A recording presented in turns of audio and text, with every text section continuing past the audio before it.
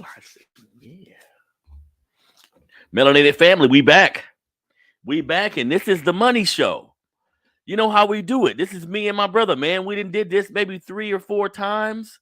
You know what I mean? This is the money show where I bring my brother on the show and we have a discussion about how reparations should be dealt out. Like, this is becoming a hot button topic in America right now. Everybody, thank you for joining me. I'm excited, family. I'm your brother Harrison, Melanated Convo Podcast. But today we're talking about reparations for Black Americans.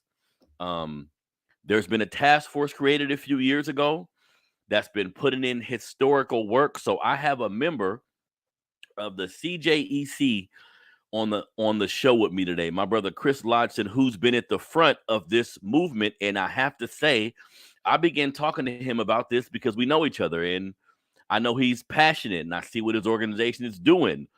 But I'm not gonna front. I go to websites and reputable publications to get information about reparations. And sometimes I'm reading a reputable site about California reparations, and who are they quoting? Who are they quoting? They quoting my boy Chris. I'm like, man, that's why I tell people this is serious. Like, I have this brother on my show, but he know what the fuck he talking about. Excuse my language.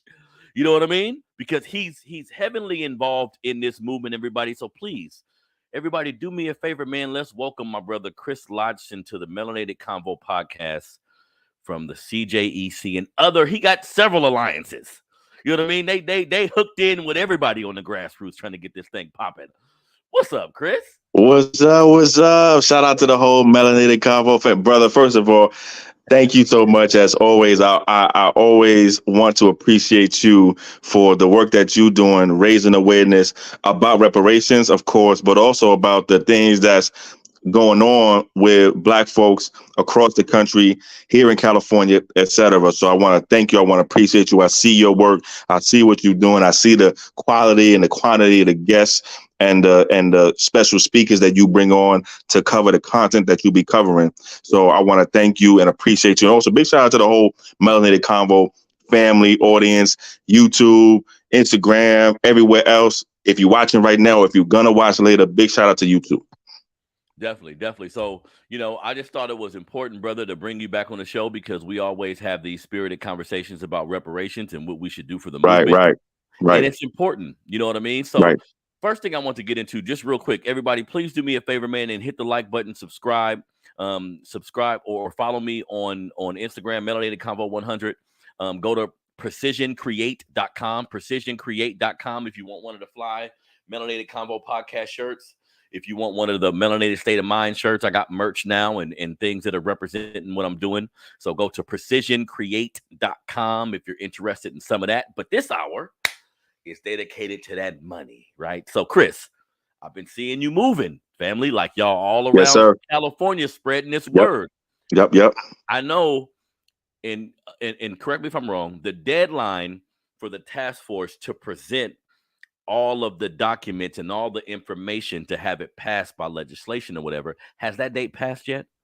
No, it's coming up. It's actually July 1st is the deadline, but we expect to see the final report of the task force with all of the ideas for what should be in the reparations legislation. We expect to see that on June 29th at their final hearing, which is going to be here in Sacramento, actually. So June 29th, we will see what the task force is recommending. We already have I won't call it a sneak peek because it is public right now. You can actually see the draft of it right now, but it's in draft form and it doesn't reflect some of the updates that the task force made to it at the last hearing, which was in Oakland earlier this month. So the final stuff will be released no later than July 1st, but we are going to see it on June 29th.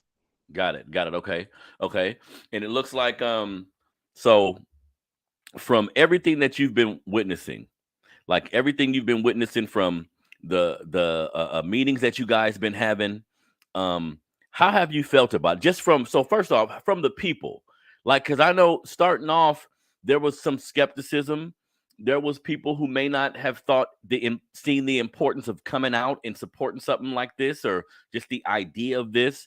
Generally, because we're coming to the end of all of the meetings you guys are having, and just kind of using this step to get everything out there. How has the reception been from the people, like overall, Chris? Yeah. Generally, it depends on the different peoples. Most of the reception from Black folks has been really, really positive. Got it. Most of the reception from Black folks has been really positive. Actually, most of the reception from Black folks and even some non-Black folks have been really, really positive too.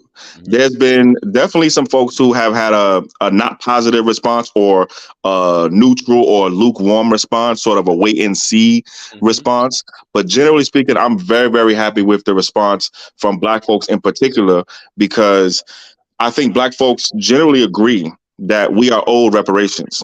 Yes. I mean, it's very rare that I come across a Black person who says we don't deserve, we're not owed reparations. It does happen, but it's maybe like 10% of the time, tops, really 10% of the time, where a Black person will be saying, I don't think we deserve reparations. We're not owed reparations. Whether or not Black folks think it will happen is a different question. But generally speaking, the response from Black folks has been generally positive to reparations, obviously, and then also to what the task force for reparations in California has been doing. Generally positive. Obviously, there's always going to be constructive criticisms that you can have, right? And always room for improvement. I think that's with anything, and I think, you know, this is a special thing because we've never done this before as a people. We haven't had this process for reparations as a people. We haven't done this task force to study and then develop reparations. Remember, California is the first state to even get this far. Keep in mind that the federal government, the national government, has been trying to pass a bill to do a task force or commission to study reparations and develop a plan since 1988, 1989, and they still haven't. There hasn't even been a vote on that bill. So California is really ahead of the game, and when you are ahead of the game, you know, you get to go first, and you also get to make all the good things happen, and also make all the things that you could do better happen too. So yep. You know, something I read about real quick, Chris, something I wanted to discuss with you that I wasn't aware of. I was reading about how the Reparations Task Force, the pandemic and them needing to have meetings and speak to each other through Zoom. It seems it seems like everything is good now, but initially they were butting heads a little bit, just because the different ideologies of the people on the panel, because they mentioned the ideology part, but then they say, well, you know what? The bigger thing was we just weren't around each other. Like, we weren't able to sit in the same room and kind of go over ideas. And I thought that was interesting. Like, very, very so. Yeah. That's very, very much so, I should say. That was very important, especially in the beginning. I mean, think about when this started, right? So we in 2021, when the task force starts working, I wouldn't say that's the beginning of the pandemic, right? Because the pandemic started in like 2020, but it was like either in the middle of it, right? Or towards the middle of it, right? And remember, we had that state governor emergency order where public meetings could not be done in person. That you could not do a public government meeting in person. And so, you know, I think we were all adjusting and trying to figure our way through that, right? And it's interesting because you had two things coming together at the same time. One, as I was just saying, you have this first in the nation, first in the state reparations process going on. So this has never happened before. So this first thing is happening. And then you have this first in our lifetimes really change of how we interact with each other on the personal level or the digital level. And so those two things were coming together at the same time.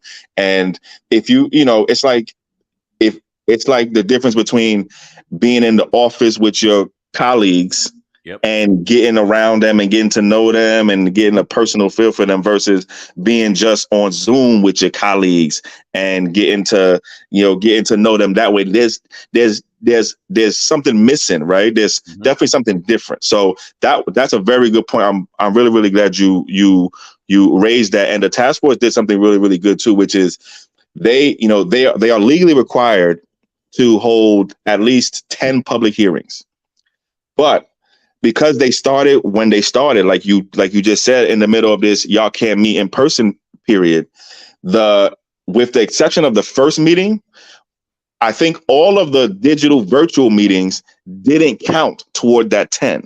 Oh. So the clock for the 10 meetings really started when they started meeting in person. So they met for a whole year. They had probably 7 or 8 hearings digitally that didn't count towards the 10. That's actually why right now they're on their 15th public hearing, and they've gone over the 10 because their first set of hearings were really digital and really did count towards that 10. But it's a very, very good point that you raised. And that's something that, we couldn't know that going into the work, obviously, because we never did this before, and because no one could really know like how this y'all can't meet in person rule was going to affect our ability and the task force ability to work. And it actually had an impact on how the community organizations worked too, to help support the task force, how the public interacted with the task force too, and so yeah, that's a really, really good point. Yeah, and I was just because it struck me because they mentioned that how now they're all good. Like now, because of the disagreements, and they mentioned how some of the public meetings, the disagreement of the people and the temperament of the people is something they had to get used to. It's something they had to say, okay, this is how people are feeling. We gotta work harder and combine our ideals even more so. And I'm looking at the history, like the Japanese gentleman who helped, or his family was involved in Japanese Americans getting reparations, and he was mentioning how he's bringing that expertise. And I'm like, regardless of how this plays out, brother, I see the work that y'all putting in, and I see how good of a job and how dedicated everybody has been to it, right? So tell me something else, Chris. Like, I know that they're going to turn in this information to the end of the month. What are any new developments? Is there anything you discovered, anything that's came out, anything that's been like a change agent for what me and you spoke about before? Yeah, I think so. I think there's a bunch of stuff that is that's new.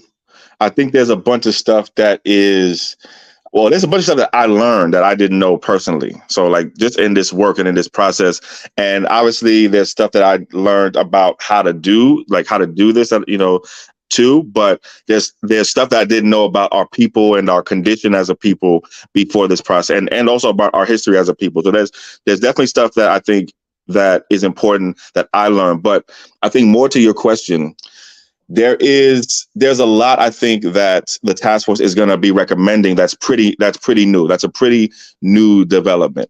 So I think first, let's go right to the direct payments, right? The direct compensation. So that is going to be one of the recommendations. We had already talked about that, and I think we knew that was coming, but that is officially going to be recommended by the task force, that those who are eligible receive direct payments, direct compensation, direct financial payments and benefits as a part of what the task force is recommending for reparations. So that's already known, but I think it was unclear how it would be structured, how much each person would get, and also, whether or not some parts of our community should be prioritized over others. So I'll give some examples on that last point. The task force has voted to recommend that our elders be prioritized in the financial compensation. So pay the elders first. That all right, and which I think is the right thing to do personally. Yeah, pay the elders first. Also, the task force is recommending a down payment, that everybody who's eligible receive a down payment. Okay, that wasn't on our radar before we talked last time. Mm-hmm. So a down payment also. I think what's also new is that the task force is also recommending that there are two, I keep using the word classes, or two types of compensation. I think two types is probably the better way to talk about it. So two types of compensation. There's a compensation that everybody who's eligible, as long as you are a descendant of someone who is enslaved or free and living in this country before the year 1900, and this is actually something else that's new since the last time we talked, that you have at least 6 months of residency in the state of California between the years, right, between the years of 1850 and 2020. Okay, so most of us, okay, actually probably everybody that's alive right now. Okay, so you meet those two criteria. You are a descendant of someone who is a person who was enslaved or free and living and black and living in this country before the year 1900, and you have at least 6 months residency in the state of California between 1850 and 2020. So that gets you in the door. Then once you're in the door, you're eligible for two types of compensation. So generally, everyone who's eligible will be eligible for what I'm calling the general compensation. So you won't have to show any evidence or documents that you were particularly harmed in this particular way, or you had something done to you in housing specifically, or something done to you in education specifically, or something done to you in mass incarceration specifically, or something specific happened to your black-owned business, or you specifically had some property taken. You won't have to show that you have any specific particular type of harm. Right. Generally speaking, if you are a descendant and you have that residency, the assumption is because you've lived with this your whole life, you have suffered some harm. Okay. So that's the general, right? How much each individual is eligible for in that general bucket will depend on how long they've lived in California. That's actually different too. I want to come back to that. Okay? Yeah. Right on. But then the second type or class of direct compensation that individuals who are eligible will be eligible for is what I'm calling the specific type of compensation. So there's a general type of compensation. You just get it because you are a descendant, etc. And then the specific type. And this type will probably require folks to have some sort of evidence for. And that is you had a particular bad thing happen. So the government came and took my property. I was unjustly, wrongly incarcerated. My business suffered some particular bad thing happened specifically. Then for those individuals in that case, on top of the general stuff, they get to make an extra claim on top of that too. Okay. So like right. So you have the general, all of us who are descendants and have that residency gonna get, and then you have the particular specific too. That's new. That's new also. And then, like I just said, what's also new since the last time we talked is the fact that how much each individual would potentially be eligible for will depend on how long they've lived in the state of California. That's interesting because there's some of us who can trace our lineage and we'll see that we may have been slaves, some sharecropping, some slavery. Some of us can research it and see there was all of those things, including our land was commandeered, including we became business owners and they burnt down our business. You see what I'm saying? Like that I like all of the particulars because that's necessary. And if we're going to get down to the minutia of it, because look, and I'm going to discuss this in a minute. I've researched, what Japanese Americans were paid, what Jewish people are still getting paid. They're what they've been through was a travesty, but it wasn't as long as ours. Wasn't as grueling, wasn't as long, wasn't as detailed. So yeah, unpacking something of this magnitude is going to take some work. It's going to take some doing. Like Japanese Americans and people of this manner, it was one incident, lasted for a few years. You know how many people were affected? In some way, it's easier to assess. How should they be reciprocated? Much easier. You see what I'm saying? This is the most difficult and grueling tragedy in American history. This shit gonna take some time, right? It is.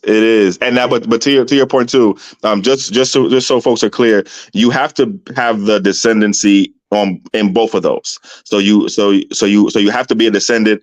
So no matter whether you're eligible only for the general or the specific, you still have to satisfy both of those criteria, that you are a descendant and that you have that residency too. Yes, you're a descendant of slavery and you have the residency. That's dope. And I was on board with everything you guys are doing from the beginning. But once we did lineage, I said, now we got it. Let's go. Now we got it because America and I'm not gonna lie, white folks at times are very shifty, because if we don't say lineage, Rachel Dolezal, the I'm Rachel about to say, you get the Dolezal Rachel of the Dollars on world. reparations. All right. Everybody checking black. All right. Everybody checking black now. That's not, and it's not enough. Now it's, obviously, there's, we make a bunch of different arguments for it. We make the moral right and wrong case, I think, the strongest, which is, this is a particular and specific group of people. We are a particular and specific, dare I even say, special group of people. Those of us whose ancestors were kidnapped, sold, shipped, and enslaved in this country, of whom we are their descendants and children. We are a specific and particular group of people. And yes, we are part of a larger black family too, of course, but we are our own people too. And this is the people who are owed reparations. And this is the people who reparations in this particular case are for. And, other groups who want reparations, I think they have every right to make their claim for reparations. And we see some groups have done it, right? We see, obviously, you just mentioned our Japanese brothers and sisters, right? You got the Jewish brothers and sisters also. The state of California paid reparations to victims of forced sterilization here in the state just in the last 5 years, right? So you got many, many different groups. But you're absolutely right. The task force got this right. And obviously there's other things to say about it too. Got it. And just so everybody know, just to provide a little bit of clarity, as far as Japanese Americans are concerned, right? Because I get pushback from people in two different ways. I get people who say, Chris, that the government will never do this. Like, because of the history of our treatment says, ain't no way they gonna give us money or land or any of that. I get somebody who feels that way, right? But we got to go with the facts of what this country has done. I get some people who say, y'all shouldn't get nothing. Like, I mean, because of the state of Black America and the mentality of a lot of Black people, giving them money is going to be like throwing it away. I mean, they're going to buy rims and they're going to buy cars and they're going to buy all this materialistic shit. And I need people to realize one thing about that fact. If you owed me money, let's just keep it flat out.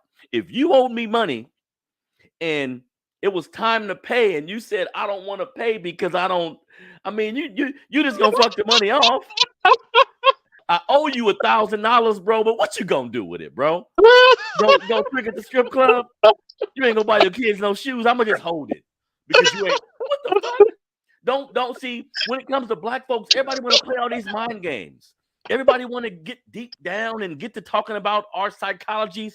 Fuck all that. Pay me. So in 1988, President Ronald Reagan signed into law the Civil Liberties Act of 1988, which officially apologized for the incarceration on behalf of the U.S. government and authorized the payment of $20,000, equivalent to about $50,000 in 2022, to each former detainee who's still alive that was involved in the Holocaust. So here's the point of reading that, Chris. As you know, that happened. That was legislation. It was money given. The shit happened. What we all need to be focused on, in my opinion, Chris, is why does the government hate us so much? Why are they not giving us the money, creating all these loopholes? Really, what it's saying is we don't want to give these powerful people power. Right, Chris? That's what I'm glad you said that word power, because this is about a couple of different things, but it's one of those things is about power. Is power. Okay. It is about, in part, power. Right? And I'm glad I love the example you use, because that's literally the example that we use. If somebody owes us money, somebody owes me money, let's just make it personal. Somebody owes me money. They can't tell me they don't want to pay me back because they don't know what I'm going to do with it. Or I got to tell them what I'm going to do with it first before they pay me back. No, you owe me money. Pay me the money that you owe me. Okay? So that is the exact example that we use. And, I wanted to say a word on the other part that you mentioned too, about, whether or not our people believe it's possible. Believe it's possible. And, I think not everybody who says, things like this will never happen, the government ain't never going to do this for us. Not everybody is the same who thinks that. Some people are saying that because they have, and I don't blame people for this. They have seen what this country has done. They have seen what we've had to do to get what we have now, and it could discourage you. It could make you think, yo, this ain't never gonna happen. And it's really saying, and I can't put myself in people's mind, but it really to me says you gave up. You don't think this is possible. You gave up. In a word, and I don't mean this to offend people, but I do want to hopefully trigger some people. You've surrendered. You have thrown up the white flag. You have said we lost. This ain't never gonna change. We lost. There we go. We're gonna try to do something else and try to make it another way, but this way we lost. And I get where that comes from. I don't, for me personally, I don't have that. That never been part of my energy. Matter of fact, for me, the harder it get, the more and harder I go with it. The more tough it is, the more I want to do it. The more of a challenge it is, the more I like it. But I understand where it's coming from, and especially. I mean, think about the last few years that we've had as a people. Few years. We can think about the last few weeks. Okay, right? I mean, think about what we have to, what we do every day. But one thing I do know is that there was a lot of people during our enslavement saying, slavery ain't never gonna end. That's what I was gonna say, Chris. We ain't never. I mean, think about 250 years of slavery. I know there was people in year number 2 and year number 3 and year number 10 and year number 100, year number 150. I'm sure there was people on the eve of the Civil War saying, I don't know why y'all trying to help these folks in what union. This ain't never going to change. We ain't never going to be out of slavery. And guess what? I say it ain't over until we win. And also I say, everything is impossible until you do it. People told us that we would not be able to do a reparations task force. People told us that the state of California that the Democrats and the Republicans wouldn't vote for a reparations task force bill in this state. We had Republicans and Democrats vote for it. People told us the governor wouldn't sign it. We had the governor sign it. People told us we wouldn't be able to even do this and finish this process. We are coming to the end of it in the next 5 weeks. So it's really less about what is in front of us and more about what we are willing to do to go through what's in front of us. That's more important. Yeah, and I would say to any naysayers, and you put it eloquently, my brother, I can understand somebody saying, I don't trust this country. I don't trust this government. I try my best to watch the news and take shit for face value, and I'm in an abusive relationship with this country, man. So I don't trust y'all. Word. But I've seen what my people have done. Think about even a Black Wall Street at the time that there was a Black Wall Street.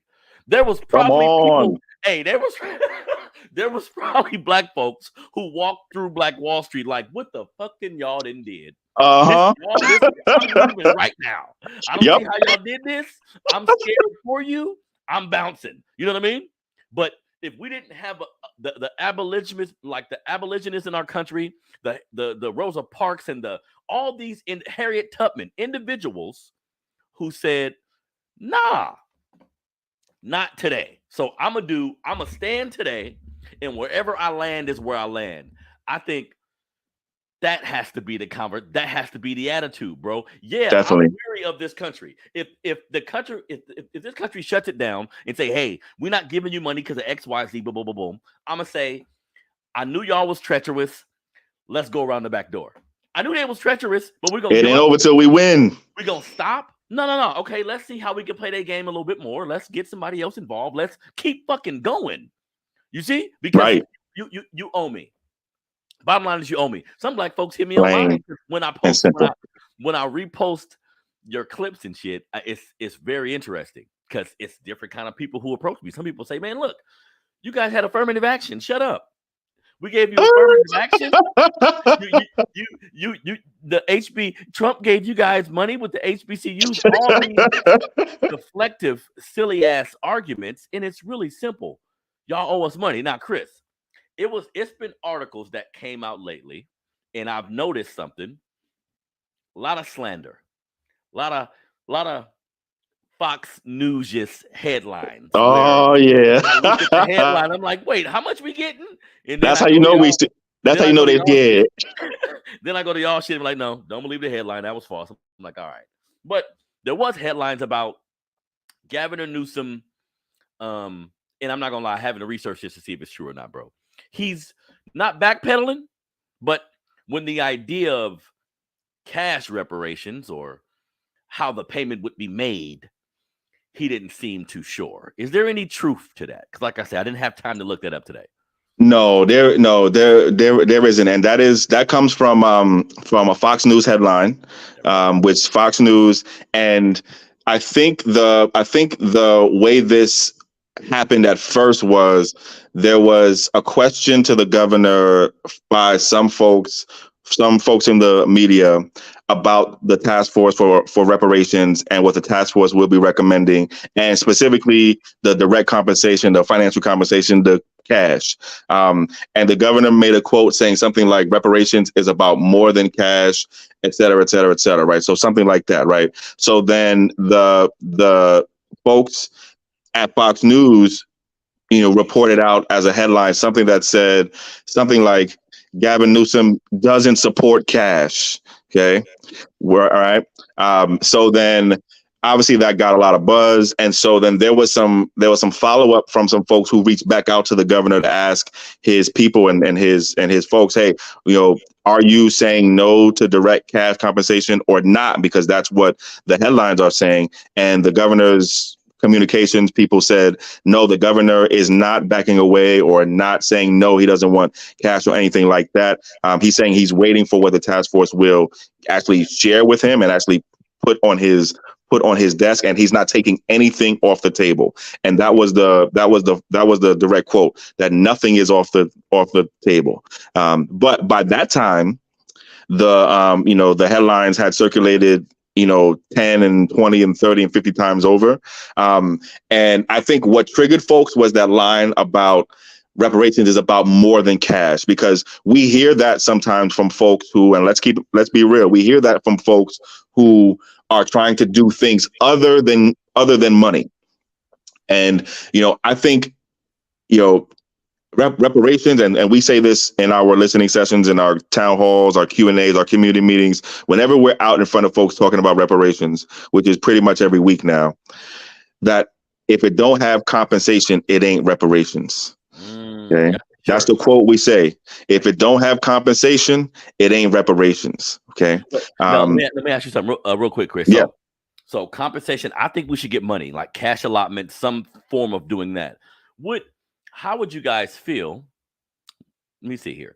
Would you guys feel accomplished if they approached us with education grants? They approached us with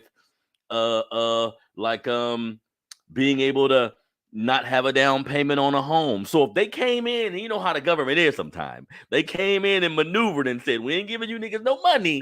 But, no student loan, no taxes. Like, what type of concessions do you see you guys making based on all the work you put in and the information you know? We will say what we just said.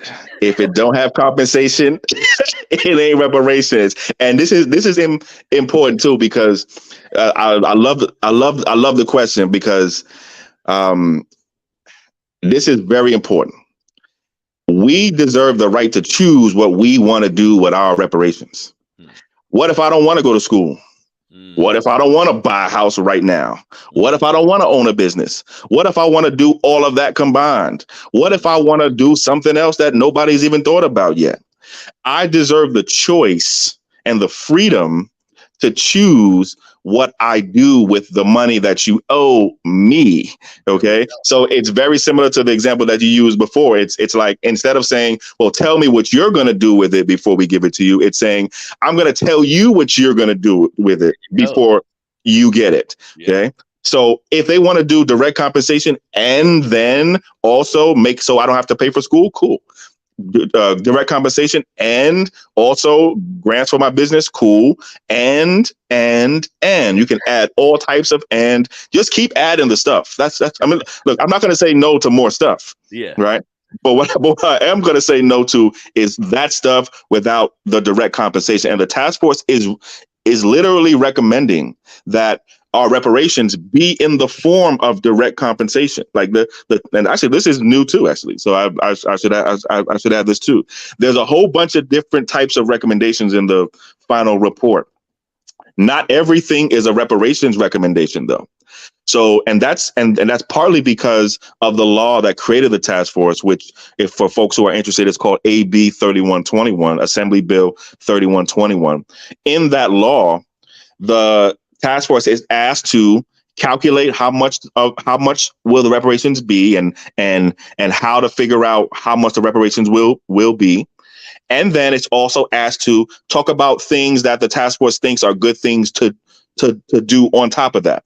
So, like, what laws does the task force think should be changed, right? That's not reparations, but it's just good things to do, and the task force is asked to do that. So the task force is going to do that because they have to do what the law asked. But when it comes to actual reparations, the task force is recommending that those who are eligible be directly financially compensated for your losses in housing, for your losses in education, for your losses in mass incarceration, for your losses as it relates to the devaluation of Black businesses, et cetera, et cetera, et cetera. The task force has assigned a dollar, money, financial, cash, wealth, dollar value to those losses, and said, okay, we may not be able to give you back all of the opportunity that you could have had in the housing, or the opportunity that you could have had in the education, et cetera. But what we're going to do is compensate you to a way that we think is reasonable,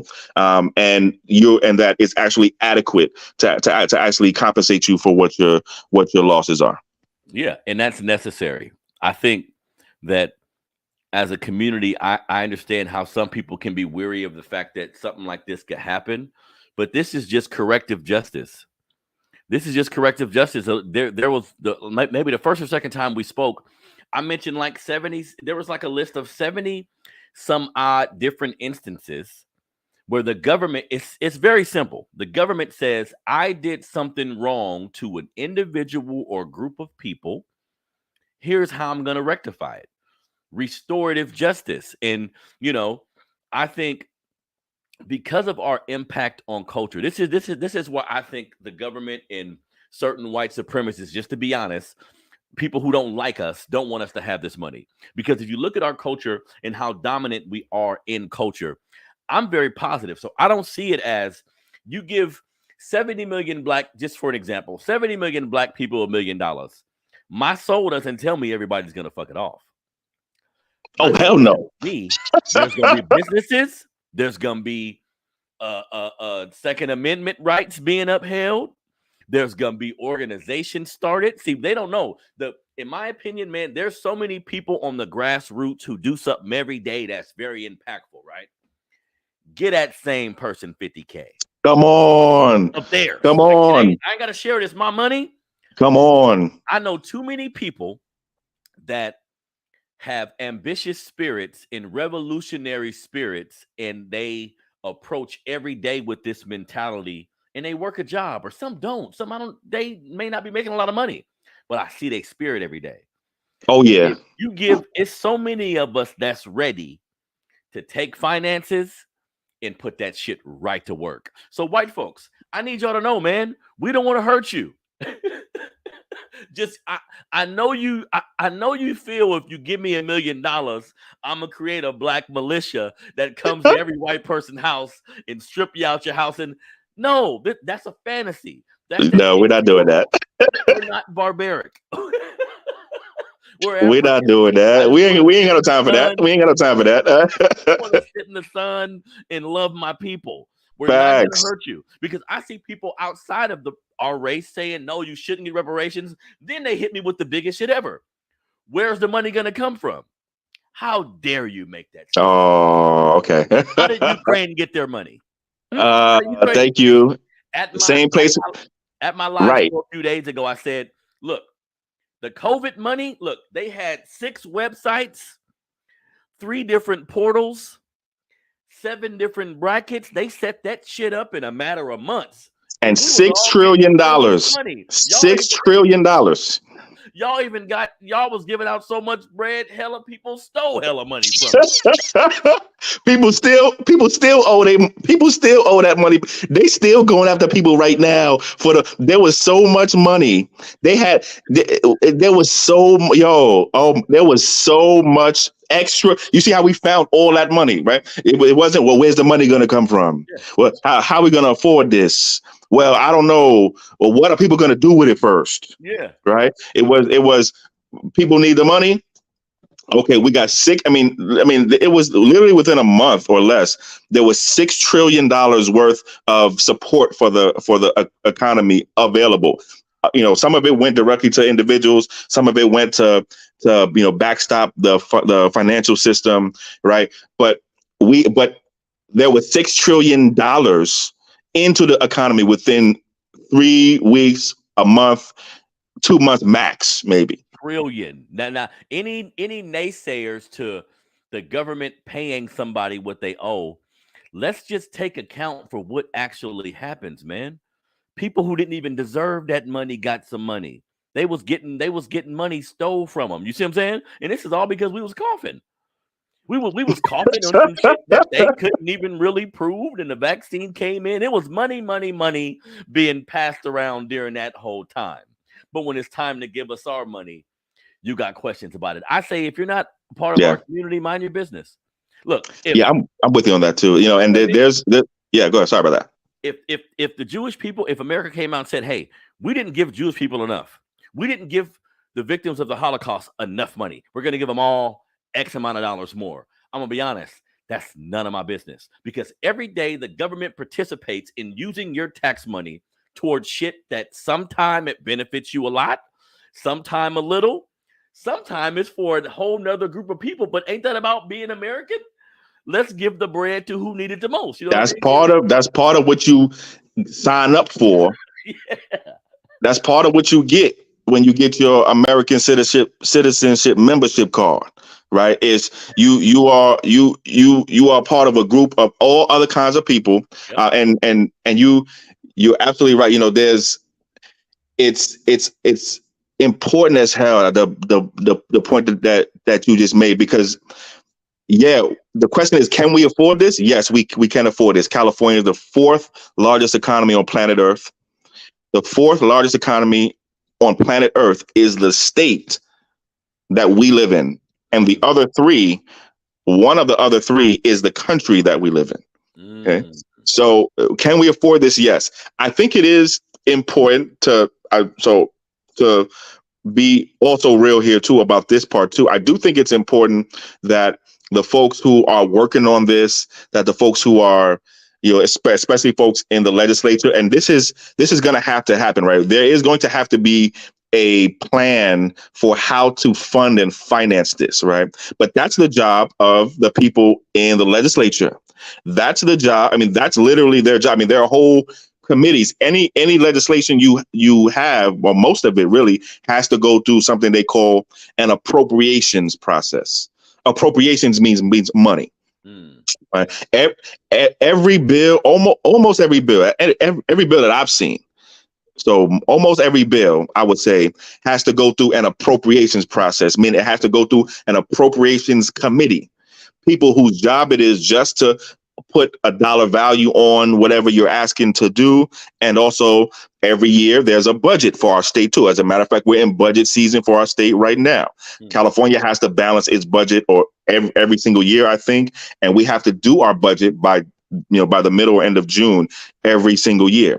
So every year we're talking about how to pay for this or how to pay for that or what we don't want to pay for or what we do want to pay for. I was just at a budget hearing actually last week. So it's definitely a part of the work to have a plan to fund and finance this, especially since we want all that we're owed and we don't want to be shortchanged and have people give us less than we are owed to. And we're also asking for some really important things to happen. I think one of the most important things, in addition to the direct compensation, is that the task force is going to recommend that we may have talked about this before, but the task force is recommending the creation of the California American Freedmen Affairs Agency, what we're calling CAFA. We talked about it, I think, generally before, but in the report, it's I don't want to say very detailed, but it's fairly descriptive and detailed about what this agency is going to be doing. There's probably between 8 and 12 different branches and offices in this agency. An office of genealogy, an office of business affairs. It wants to create a Freedmen Savings Trust Bank specifically, so we have our own banking, so we don't have to, to think about having to deposit your reparations payments in JP Morgan Chase or Wells Fargo. I mean, I think some of us would rather us have our own banking system too, right? So the agency is going to be charged with the creation of a new Freedmen's Bank, specifically for those of us in the state of California. An Office of Family Affairs to work work on our family work. An Office of Education. An office. I mean, specifically to a Office of Health, specifically to work for the descendants.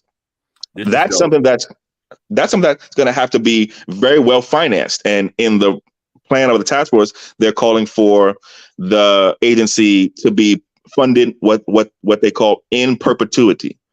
So funded forever. And that's going to take fun. So point is, it is serious and responsible for us to think very hard about how do we finance what we're going to get as a state. Where does the money come from as a state? That's a very serious and responsible question for many of us to be asking, and many of us are asking those very serious and responsible questions. But it's not serious to ask that question as if you're really saying we don't have the money or you don't want to use the money for it. And just real quick, I typically don't do this, but in the comments, I have a gentleman who appears, he's on Facebook. He's not a black gentleman. I'm not going to be disrespectful to you, sir. But he says, hey, Deuce, you're not owed anything. Here's the thing. Here's the thing that I think the races of people got fucked up, just to be honest. Where does this spirit come from where you don't want to see other people do better? Come on. White Americans were enslaved by anybody, Indians, pick the atrocities done to a particular set of people. If this happened to this people, I am all for get everything you need to improve your community. Whenever somebody knocks reparations, whenever someone hits me with the black on black crime, there's several different ideologies and cloaks that I hear that I say, look, stop that conversation, Mr. John Rolls. You just don't like black people, man. Let's have that fucking Let's talk about it. Yes, or not. Why but yeah. You don't like black Americans. What did we do to you, sir? Huh? In this country, what did we do to anybody? And we had opportunities. We got the skill and the mental capacity to fuck some shit up. And we've never done it. We've been the unfortunate victims of this wayward ass society. So anytime somebody takes time out of their day, because you can scroll by anything. Facts. You take time to fucking comment. Yeah, we are owed money, and it could be from your ancestors. Do you even know that or not, John? You know what your granddaddy was doing in 1850 something? Huh? Good question. And I was about to go there too, because I usually don't, but I want to use it as an example. We get a lot of it, and I want to prepare us as a people. I want to say this to hopefully help prepare us and continue to prepare us as a people. We're going the types of anti-reparations comments and ideas and thoughts and words, especially on the internet, especially on social media, they're only going to get worse. The closer we get to reparations, the worse it's going to get.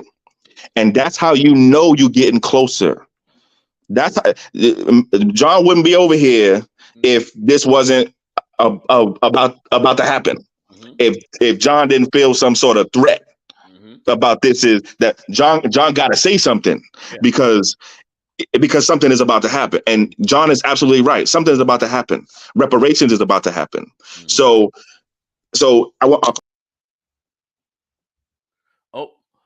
I think my brother got kicked off, and he's gonna come back here in a second. But it's important, right? Because I don't mind. This is the thing about the internet. Just real quick, doing what I do, I come across a lot of people who don't agree with me. Nope, there got my brother right there. Oh, there we go. See, John. I got so excited. I hit the button. I hit the leave button. All right. Point is, we have to be prepared for more of this type of energy from folks like, and there's going to be all type of people who, it's social media. So you never know who you're really talking to, right? Yeah. But I want us to be prepared, because what you mentioned earlier about, that Fox News story, and there are a bunch of Fox, there's probably not 1 week that goes by that Fox News doesn't do an anti-California reparations story or something like that. And they are a big source, probably the number one source of reparations misinformation and disinformation now online and elsewhere too. More of this is coming. So for our people, what we say is, make sure you make today, you can make a personal commitment to stay informed, to stay connected to good, quality, accurate, current reparations information. You can do that on our website, cjec-official.org. Sign up for our free monthly California reparations newsletter. Sign up for our text message updates as well. And sign up for opportunities to volunteer too. But stay connected to good information, because misinforming you, disinforming you, discouraging you, gaslighting you is a part of the effort to make you and make us not get reparations. That's a part of it. And they know if they can get under your skin, if they can discourage you, if they can trigger you, if they can confuse you, if they can misinform you, disinform you, that's good for them and bad for us. Yep, definitely. And I use people, because I mean, doing what I do, I get all type of comments and conversations. I typically don't indulge, but I just want people to know that certain individuals, because you're right, there's troll and there's bots and all these ways that the technologies use to attack us, and I get that. But in general, people hide behind the internet, and there's a disdain for Black Americans, and sometimes people just need to get to the bottom of what's your real issue with us, because we always come with love. We always come with compassion. But I'm telling you, don't fuck with me, man. I give you both. I'm gonna give you both. I'm not gonna play all nice if I don't need to. I'm ready for whatever. And that's how we need to be as African people, because sometimes we've been too docile. Sometimes we've been too on the side of it's not gonna happen. They gonna leave me alone whenever they ready. Chris, as you know, like I know, bro, sometimes you gotta make shit happen. So I want to thank my brother Chris Lodgson for coming on the show today, man. And pleasure, as always. And we're gonna keep doing it until they give us our bread.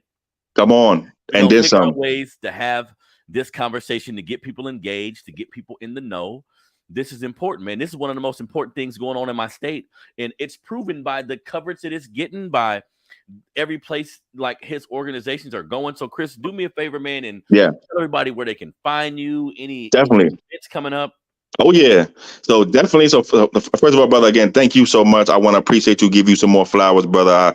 I can't thank you enough. This platform has been invaluable to us as an organization, especially those of us who work here in the Sacramento area and in the Northern California area, especially. I do want to give you more flowers, because I just want you to know how much I appreciate you. Real talk, just man to man, real talk. Thank you.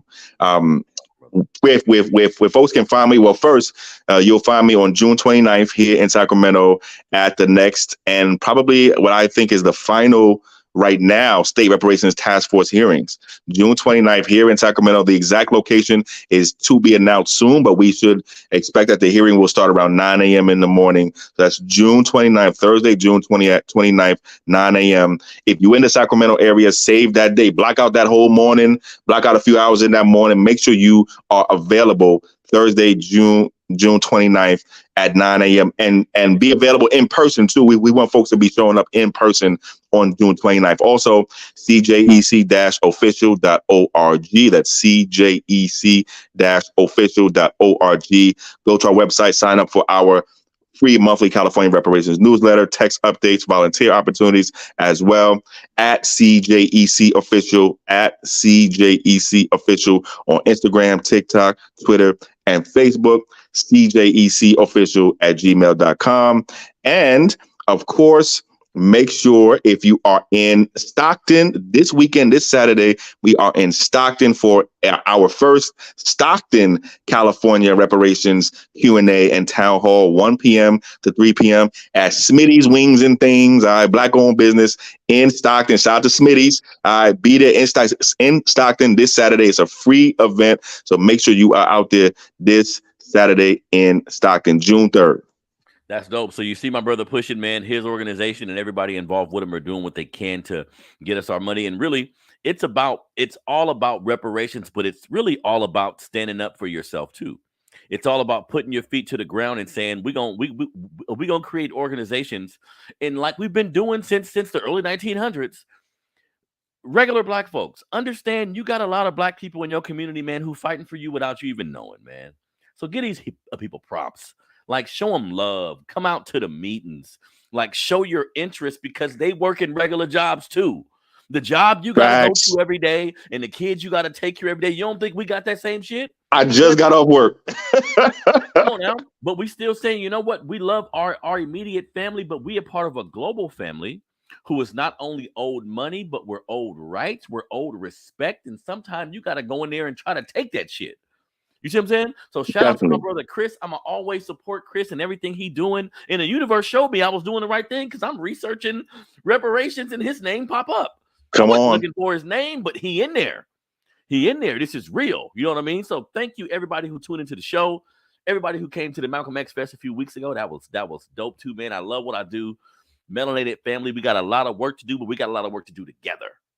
Got a lot of work to do, but we got a lot of work to do together. So let's up the togetherness and the revolutionary spirit at the same time so we can get to where we need to go. This is your brother Harrison, Melanated Convo Podcast. Me and my brother Chris Lodgson, CJEC.